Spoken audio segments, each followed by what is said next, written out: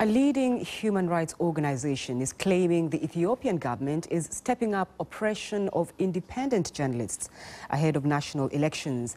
In a report released on Thursday, Human Rights Watch say journalists not aligned with the state-owned radio, television and newspapers are facing threats, intimidation and harassment.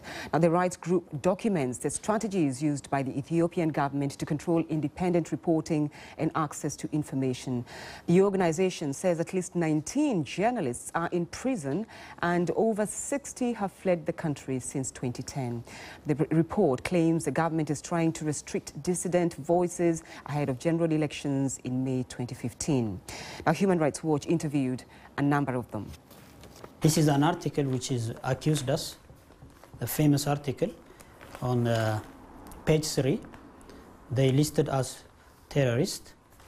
Usually, when you listed in this newspaper, especially in the famous page 3, you are going to be prison.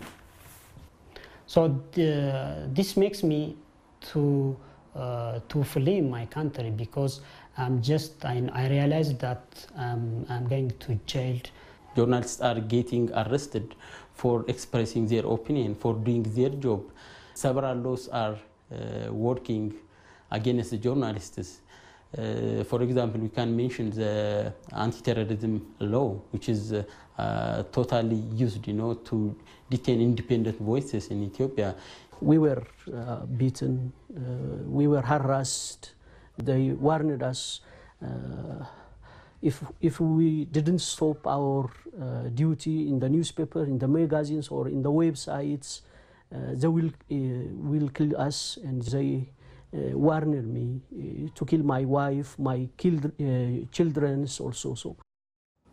Well, let's hear from the government side now. With me is Minister Counsellor for Public Diplomacy and Communication, Abiy Berhane. Thanks for taking time to talk to us. Thank you. Is journalism a crime in Ethiopia?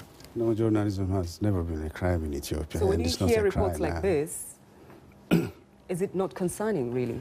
No, quite frankly, I don't believe what those people are saying, because it does not reflect the reality of what is happening in Ethiopia today. The reality of what is happening in Ethiopia today is that there are numerous media organizations, independent media organizations.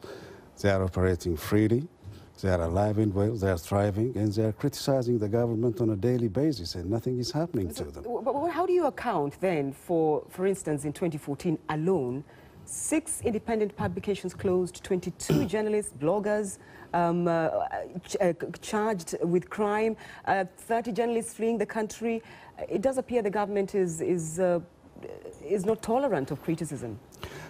No, the government is tolerant of criticism, and it might appear like that when you look at it at the first glance. But the fact of the matter is, if anyone is arrested, it's not because he or she is practicing her profession as a journalist. It is because some people are trying to masquerade behind the honorable profession of journalism to advance subversive agendas, and the government cannot allow that to happen. You realize this is not the first time a report like this has come out regarding press freedom in Ethiopia. That surely is smoke, really. There's a fire somewhere, isn't it? Well, we have seen similar reports in the past, especially from Human Rights Watch. We are once again disappointed that they don't reflect the reality of what is happening on the ground. The government, in 2010, the ruling party won about 99% of the vote. That means it is quite a popular one. What are they afraid of? What are they afraid of? No, they're not afraid of anything. What I'm saying is that, the media, as you know, is a very powerful tool. If you use it positively and constructively, it can be used to advance democracy, good governance, and so on and so forth. At the same time, if you use the media negatively, as was the case in Rwanda, for example, it can be used to incite violence, ethnic-based violence, religious-based violence, and the government doesn't want to allow that to happen, because it's a very dangerous thing, and there's already a precedent in Rwanda that we have to learn from, and that's exactly what we are trying to avoid. By jailing journalists? Yeah. By jailing journalists? By actually working together with journalists in a positive and constructive way. We have to leave it there, but thank you for taking time to talk to us on the program. Thank you. Thank you very much for inviting me.